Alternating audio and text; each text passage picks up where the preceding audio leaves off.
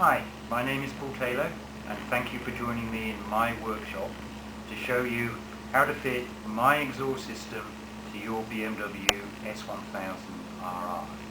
So out on the table here I have the kit. We start off with the muffler, and we have our headers. There's carbon fibre trim pieces which we're very proud of. They're all carbon fibre, quite thin but very sturdy and strong. This is the right side, the left side. Over here we have the nuts and bolts, and most importantly the fitting instructions. So let's go over to the bike and get started. Here we are with the stock bike and the fitting instructions, and I do encourage you to read the fitting instructions, get familiar. They will help you a lot to make the installation quick and easy. The first thing we're going to do is strip the side panels off the bike. This is also covered in your owner's manual. For each side cover there are 3 bolts on the inside here you need to remove. There's no need to separate the lower from the upper. There's 2 bolts here, bolt here, bolt here, here, here and here. And then we'll just take the side covers off and put them somewhere safe. And there are 3 bolts on the underside, here, here and here. And as you can see, I like to have a nice tray to separate the parts and keep them safe. Here I've released the panel and I'm just disconnecting the turn signal, and you'll find a little screwdriver useful to lift the tang. Here we are on the left hand side, and once again with my handy little screwdriver just to release the turn signal clip. So release that, take it away and keep it somewhere safe. On the left hand side, release the cable from the exhaust servo motor. It just pulls out like that. Disconnect the left hand oxygen sensor. Remove the tailpipe by loosening the clamp and removing the mounting bolt. And put in a safe place. You won't be needing this again. Pull off the cover for the butterfly valve and then remove the cables. Disconnect the right side oxygen sensor. Remove the clips that mount the radiator. There's one at the top on the left and the right side, and also one in the center at the bottom.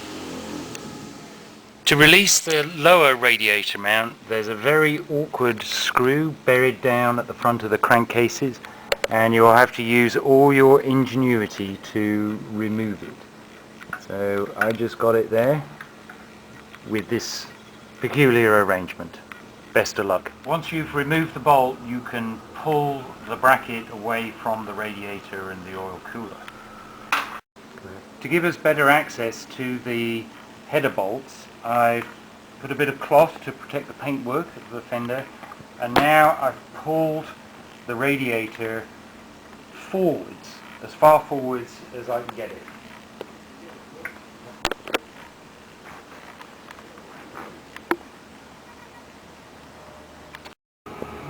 Remove the rear muffler mounting bolts. Now we remove the header nuts, which are actually 12 pointed, so you'll need a 12 pointed socket to remove them. Now we have the header bolts taken off, we can ease the headers off the studs, lower it down and then ease it out with the cable. Oh, feel how heavy that is. Now we've hefted the stock system up onto the bench, we need to remove the oxygen sensors. I always like to put them back in the same way they came off. So this is the right side sensor. I'm just going to put a dab of high temperature grease to protect the threads. Now we come to my headers. We want to remove the plug from the right side. The oxygen sensor is in the middle pipe. I'm going to take that out and then insert the sensor we've just removed from the stock system.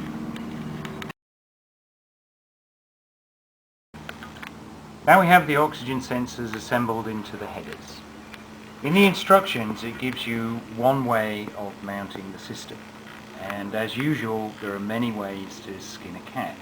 So I'm going to show you an alternative way to assemble the exhaust system onto the bike.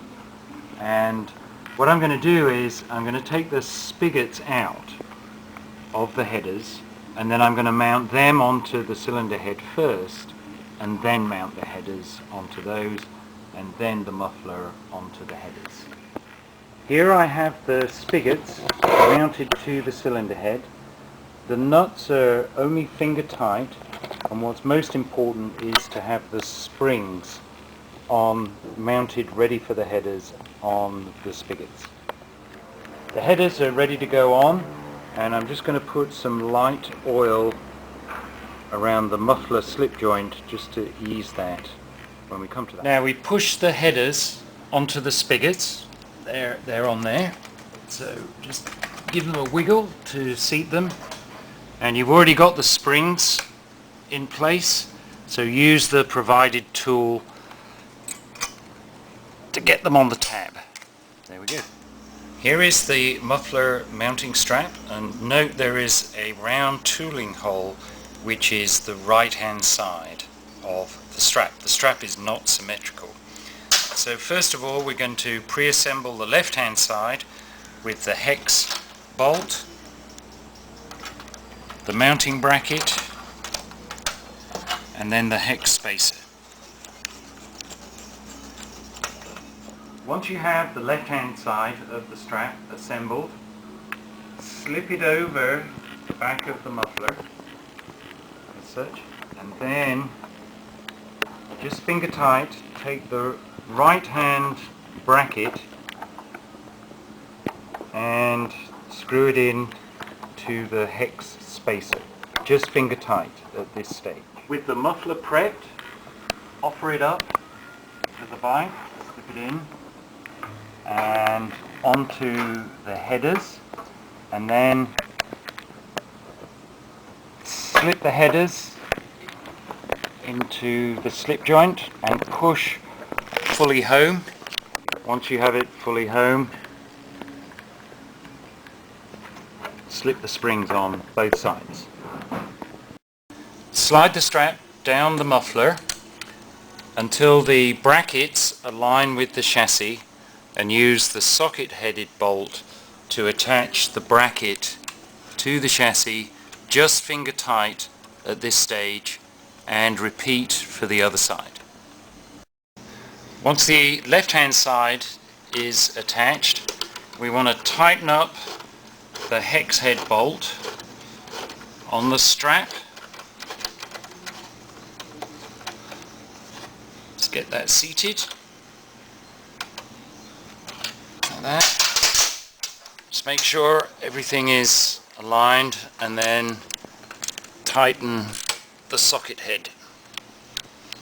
Finally, while we're down here at the muffler, we can attach the servo cables with a tie wrap around the hex spacer. Moving to the front of the engine, reroute the oxygen sensor cables back to their original position in the clips and reconnect to the wiring harness. The last job to do on the exhaust system is to tighten up the flange nuts, and you want to tighten these up equally and swap from side to side so that they are firm but not bending the flange itself. So just go from side to side until they're both equally firm. So now we have the exhaust system fully installed, and what we need to do now is to put the radiator back on and its bracket, and then the bodywork. And in the true words of all workshop manuals, assembly is the reverse procedure of disassembly. So we'll put the bodywork back on and then fit the trim pieces. So voila, we have the stock bodywork all mounted back on again, and now we're going to mount the right hand carbon trim. So on this bike we've got a little bit of insulation that we've pulled back, and we want to slip the front underneath the insulation and then ease the trim panel up and behind the stock bodywork. I'm just going to hold it in place with the stock bolt at the back of the stock bodywork. Then we have an 8mm socket head, the stock washer for the mount on the footrest. We have a spacer with the smaller diameter to the inside. Slip that over there. And through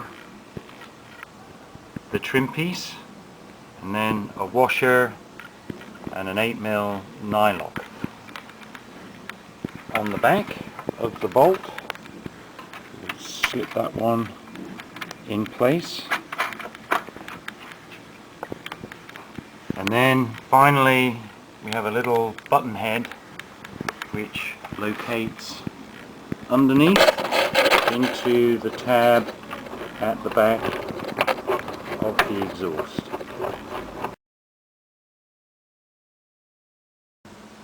We have the three mounting bolts, one at the top and the bottom and at the front, finger tight, and what we're doing now is just checking that there is clearance of the exit, and it's very important that the exit should not touch the carbon fiber trim. And as you can see here, we have clearance all the way around the exit, so this is perfect. If it's a little up or a little down, what you would need to do is to grab hold of the exit and twist the muffler in the strap. So that's just a little bit of final tweaking just to make sure that you have clearance all the way around. So this is good. We're going to tighten up the bolts. And the final thing to do is we have this trim grip, and as you can see it has a metal liner and then a little tag which goes to the inside, and we're going to push this over the bodywork and over the trim piece to pull these two bits together. And a good little trick is once it's in, just grab a pair of pliers and squeeze it together, which will give it a firmer grip, and then just push the insulation back over the end of the trim. And that's it. We're all fitted on.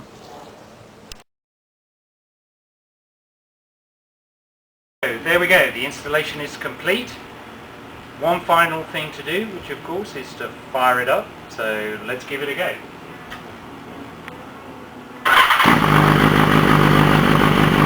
Voila! There we go.